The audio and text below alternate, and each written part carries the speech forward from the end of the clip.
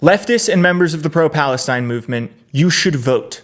And I know that feels terrible. I know that the concept of signing your name on the line in order to endorse the administration that has allowed these things to happen feels disgusting. But you don't get to hide from that. Look, I too would love to live in a magical fairy wonderland where if I just didn't vote for someone, then all of a sudden I was no longer responsible at all for the horrors of our times. But the terrifying horror of the reality that we live in is that you are already responsible. Our collective failure to stop this is a failure of our own.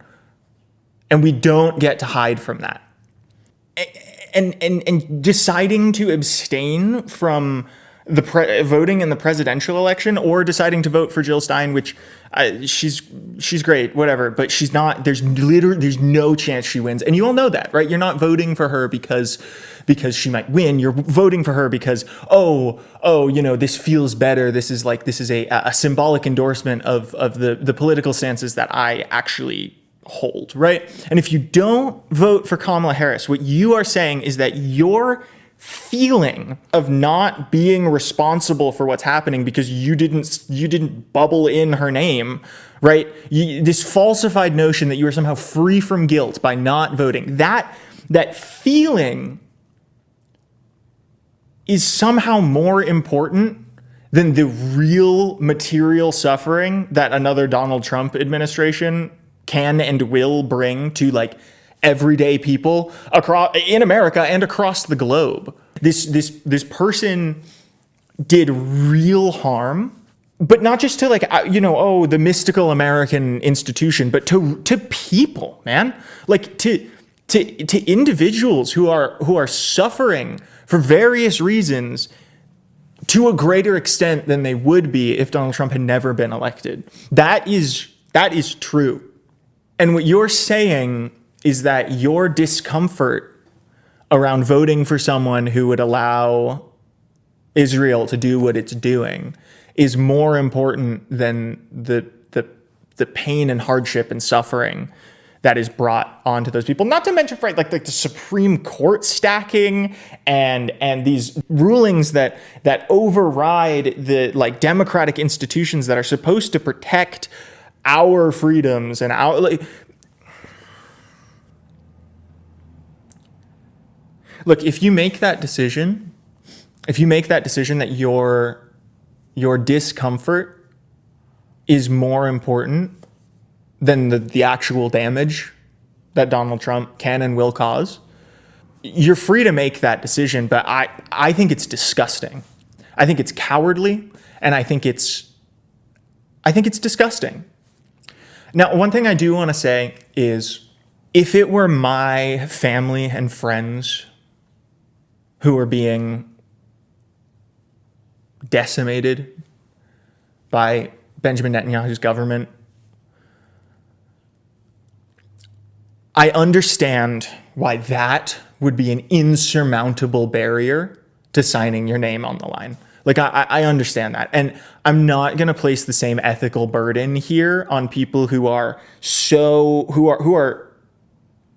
connected to that extent to the tragedies that are happening right now.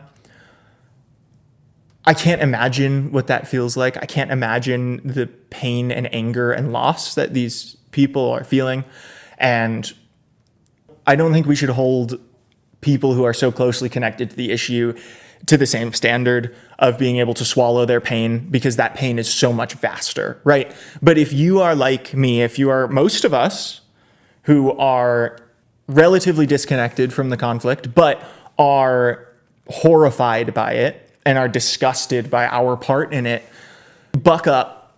You have to face that. You have to carry that. You don't get to put that down. You don't get to sidestep it, because no matter what you do, it's going to keep happening. So you should vote for Kamala Harris, and as soon as she's elected, you should take to the streets again with renewed vigor, because we've all just seemed to have given up.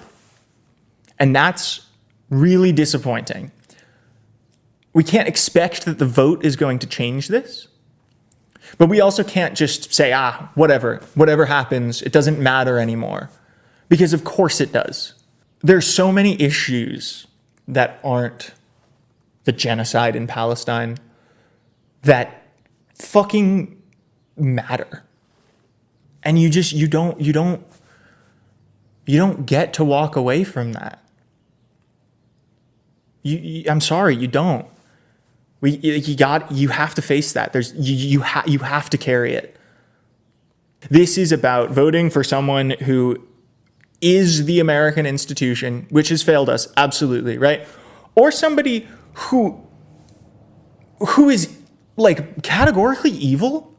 And I don't say that because of his politics or whatever. I say that because of his behavior, right? Like I say that because of the things he's done, the ways that he's acted, and the ways that he has used his station to enrich himself and his billionaire cronies, right? Like, and I know you can make an argument that Kamala is a bad person too because of the ways that she has allowed these horrifying things to happen. And that's fair, and that's true. And there's a tremendous amount of blood on her hands, right? There's just blood on all of our hands. There's a tremendous amount on hers. But Donald Trump is going to keep doing that and also just be fucking evil in all sectors, right? Because that's what he did last time. And that's what he's done since then. And that's what he's going to keep doing because he's not at all interested in maintaining a standard of living for people. He's interested in himself. He's shown that time and time again.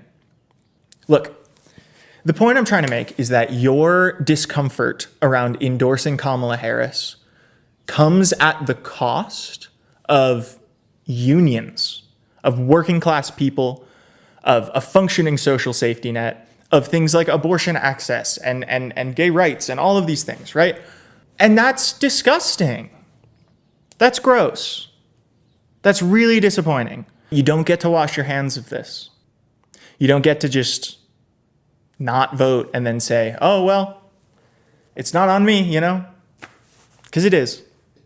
And if you do that, then every terrible decision, every terrible policy that is passed by Donald Trump in the next 4 years is also on you. So you should vote. And you should vote for Kamala Harris. And you don't have to be happy about it. And you should be angry about it. And you should express that anger. But you should still do it because you don't get to escape it. And as soon as you vote, even before that, tomorrow, you should take to the streets. You should protest. You should donate your money to Palestinian relief funds. You should fundraise and you should fight and you should rally and you should make your frustration heard. Because we can't give up.